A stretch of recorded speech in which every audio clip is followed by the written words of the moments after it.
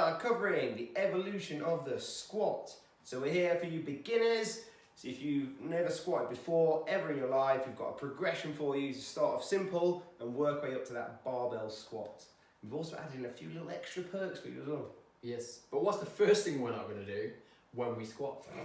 We're not going to put uneven weights on. Yes, make sure you put the weights on both sides and they're even. That's the first evolution of the squat. To be even. That's it. So yes, today's video is going to be all about squats from absolute beginner all the way up to perhaps intermediate and slightly advanced. But of course, all of these evolutions you can do, so you can keep coming back to this video. Once you've done one, you get good at it. You can go to the next one, you can get good at it. You can go to the next one, you can get good at it. And you can just keep doing that. It's amazing. It's amazing. Yes. What a great idea. Groundbreaking, right? Who'd have thought? But on a serious note, right now, so I'm actually going to be serious for once, which is quite hard for me. Recently, as the other guys, we represent like the whole of fitness. And recently someone has passed away who is a big influence in the sports industries, particularly in basketball, Kobe Bryant. So we just wanted to pay our respects out to his family, friends, and any supporters of Kobe, because obviously it's a bit of a big loss. Yeah, it's a big loss, a bit of a hard time. It actually took me more than I expected as well, because I used to be a big basketball fan, played lots of basketball myself. Being the other guys, we do like to advocate all types of fitness, and obviously he was a big ambassador for basketball. So yeah, encourages kids to get involved in fitness, either do sports, basketball or otherwise. So yeah, big hit. So yeah, everyone should be and want to be the next Kobe. So guys, get out playing basketball. Let's spread some love in the fitness community and just go from there. All right, let's do some squats. Yes. For the ultimate beginner, we're going to go with the TRX squat. This way you can use the handles to support your body weight and drive back up. This is if you're lacking confidence or strength to do a full range squat without any assistance. Just make sure your back stays straight and your bum goes a little bit lower than your knees, and then again push through your heels into a standing position. For those of you who think you can't squat, you can, because you can sit down and you can stand up.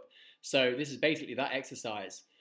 Get on a box at a height that you are comfortable with, that you're stable with, and you're not just plonking on or bouncing off.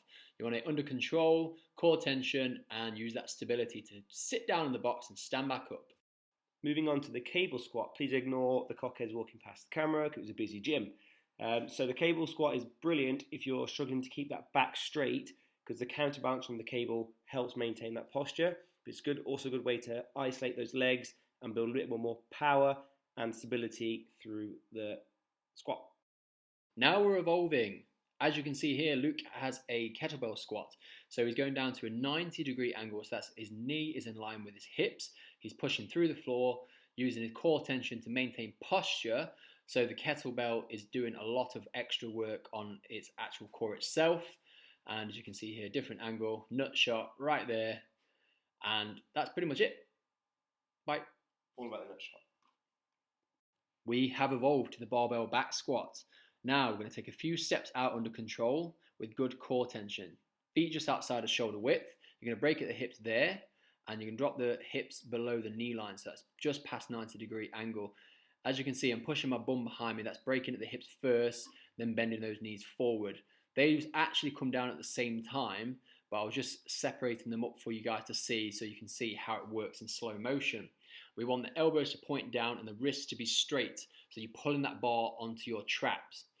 And if you want a full breakdown of the barbell back squat, please go back to our very first video.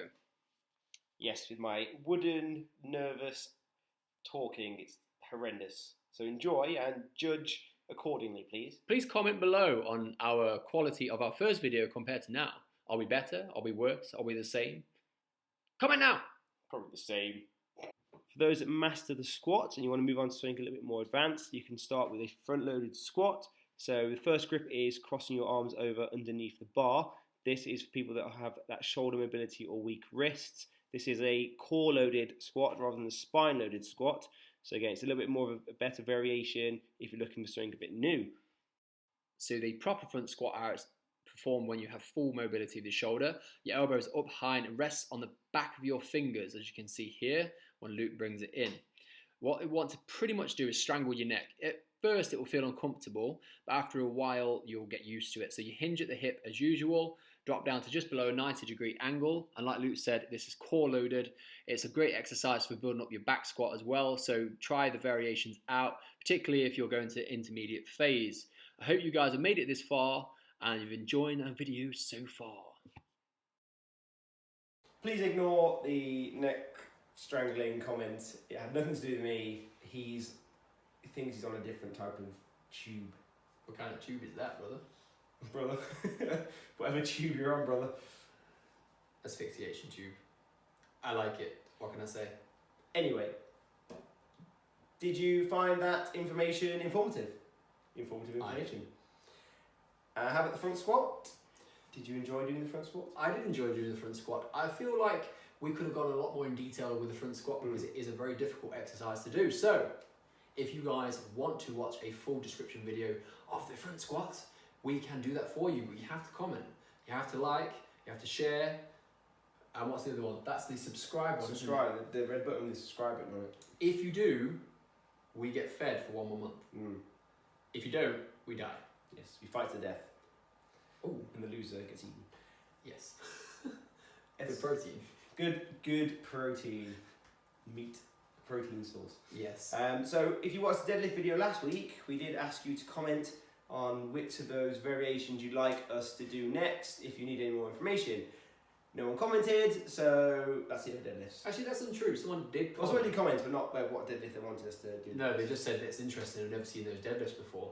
So we could go over the Jefferson deadlift.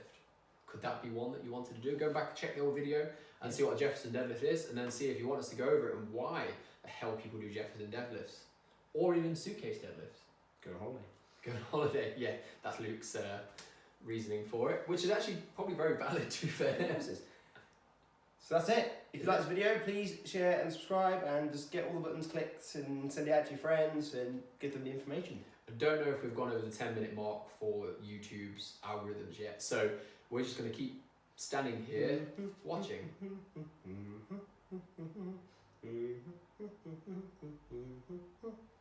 Okay, that's enough. Share. We are back with our part 2 of the evolution of things. Evolution of squats today. We did deadlifts last week. He's fucked it up, mate. He's fucked it.